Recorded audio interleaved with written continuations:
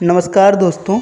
प्रायः हम सभी के मन में यह प्रश्न जरूर उठता होगा कि जब वेदांत दर्शन के आधार उपनिषद ही हैं तो फिर यह दर्शन अलग अलग शाखाओं में विभाजित क्यों है और सभी आचार्यों की विचारधाराओं में इतना मतभेद क्यों है।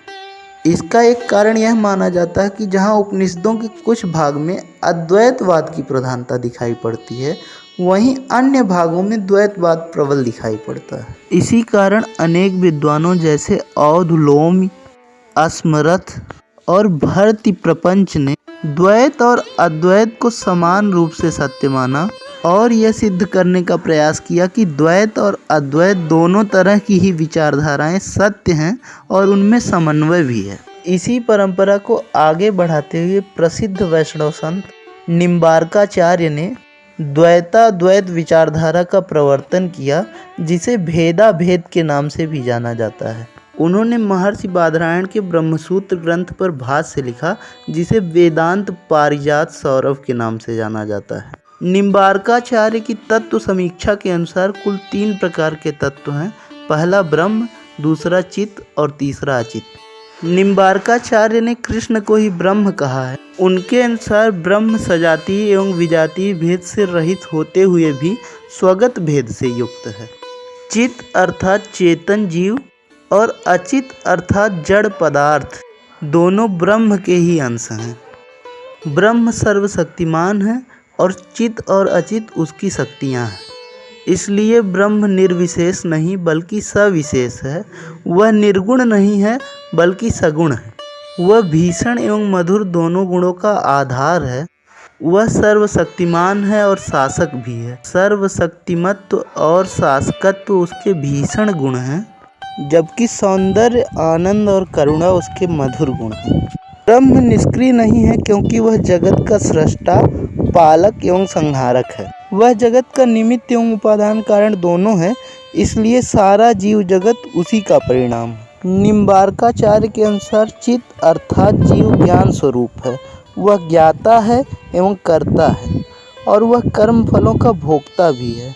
उनके अनुसार जीव संख्या में अनेक और अनंत हैं और ये 2 प्रकार के हो सकते हैं, बद्ध अर्थात सांसारिक जीव और मुक्त जीव अर्थात जिन्हें मुक्ति प्राप्त हो चुकी हो। निम्बार्काचार्य ने जड़ अर्थात अचित्त के भी 3 भेद बताए हैं।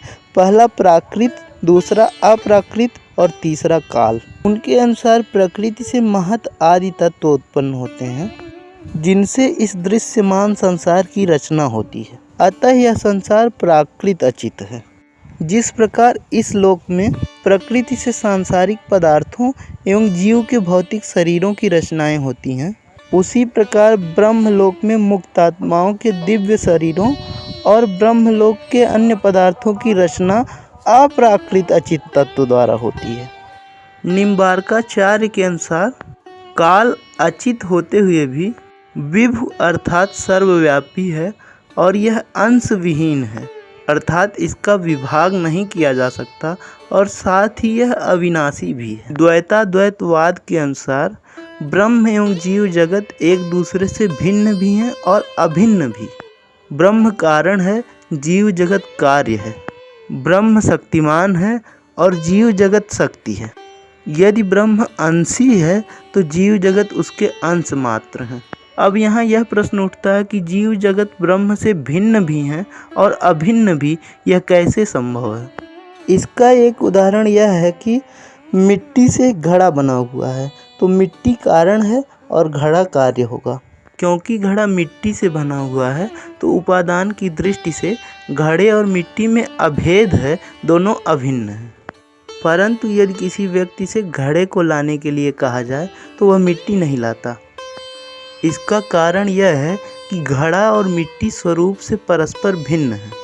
इस प्रकार घड़ा और मिट्टी एक दूसरे से भिन्न भी हैं और अभिन्न भी। मिट्टी से बने घड़े की एक विशेष आकृति है जो उसका धर्म है और उसका विशेष कार्य है पानी लाना। इस प्रकार मिट्टी घड़े से भिन्न है परंतु अभिन्न भी है, क्योंकि घड़े में मिट्टी के गुण विद्यमान रहते हैं। इसी प्रकार मिट्टी से बने घड़े मिट्टी से बने खिलौनों से भी भिन्न हैं, परंतु ये सभी उपादान की दृष्टि से अभिन्न भी हैं। यह उसी प्रकार है जैसे स्वर्ण के आभूषण एक दूसरे से भिन्न होते हैं, जैसे सोने के कंगन सोने के पायल से भिन्न हैं, परंतु वे अभिन्न भी हैं क्योंकि वे सभी स्वर्ण हैं। हीरा मांगने पर कोई कोयला नहीं लाता, अतः हीरा कोयले से भिन्न है। फिर भी यदि हम परमाणुओं की दृष्टि से देखें तो ये समान ही हैं, क्योंकि हीरा और कोयला दोनों कार्बन के ही अपर रूप हैं। इसको यदि हम एक कहानी के माध्यम से समझने का प्रयास करें तो 3 व्यक्ति क्रमशः ABC एक समुद्र के किनारे खड़े थे, जिसमें अनेक तरंगें उठ रही थी। उन तरंगों को देखकर A ने कहा कि ये तरंगें एक दूसरे से भिन्न हैं और सागर से भी भिन्न हैं। इस पर B ने कहा ये सभी तरंगे सागर का ही अंश हैं। और अंत में C ने कहा मुझे कुछ और नहीं दिखाई पड़ता, यहाँ केवल जल ही जल है, सब कुछ केवल एक ही तत्व है, वह जल है। इसी प्रकार द्वैत और अद्वैत समान रूप से सत्य हैं। ब्रह्म कारण है और जीव जगत कार्य हैं, अतः जीव जगत ब्रह्म से भिन्न नहीं है। जीव और जगत ब्रह्म की तरह सत्य एवं नित्य हैं। जीव ब्रह्म की तरह चेतन एवं आनंदमय है, किंतु जीव जगत ब्रह्म से भिन्न भी है, क्योंकि ब्रह्म के सभी गुण जीव या जगत में नहीं हैं। जीव सृष्टिकर्ता नहीं होते, उनमें विभुत्व अर्थात सर्वव्यापित्व नहीं होता। जीवों के अनेक गुण जैसे अणुत्व, सकाम करने की प्रवृत्ति, फल भोग और जगत के जड़त्व आदि गुण ब्रह्म में नहीं होते। इस प्रकार ब्रह्म तथा जीव जगत में भेद भी है और अभेद भी। दोस्तों, रामानुजाचार्य भी ईश्वर को स्वगत भेद से युक्त मानते हैं तथा चित और अचित को उनका ही अंश मानते हैं। फिर भी रामानुजाचार्य का मत निम्बार्काचार्य से भिन्न है, क्योंकि रामानुजाचार्य अद्वैत को ही प्रधान मानते हैं, जबकि निम्बार्काचार्य द्वैत तथा अद्वैत को समान रूप से सत्य मानते हैं। निम्बार्क के सिद्धांत के अनुसार मुक्ति या मोक्ष के 2 अंग हैं, पहला ब्रह्म स्वरूप लाभ एवं दूसरा आत्म स्वरूप लाभ। मुमुक्षु अर्थात मुक्ति की कामना रखने वाले जब अपनी साधना से मोक्ष के अधिकारी बनते हैं तो ब्रह्म की कृपा से उनके प्रारब्ध कर्म के अतिरिक्त अन्य सभी कर्मों के फल निःशेष रूप से नष्ट हो जाते हैं। परंतु प्रारब्ध कर्म के फल नष्ट नहीं होते हैं, उनके फल स्वरूप जब तक शरीर रहता है मुमुक्षु को संसार में ही रहना पड़ता है। शरीर के नष्ट होने के उपरांत वह देवयान से ब्रह्मलोक पहुँचते हैं एवं ब्रह्म का साक्षात्कार करते हैं।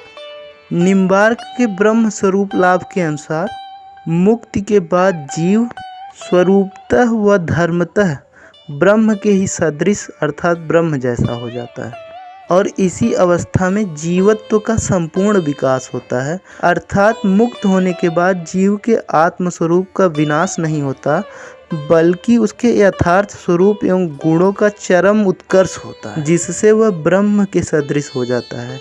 इसे ही आत्मस्वरूप लाभ कहा गया है। दोस्तों, आपको यह वीडियो कैसा लगा कृपया कमेंट बॉक्स में ज़रूर बताएं। धन्यवाद।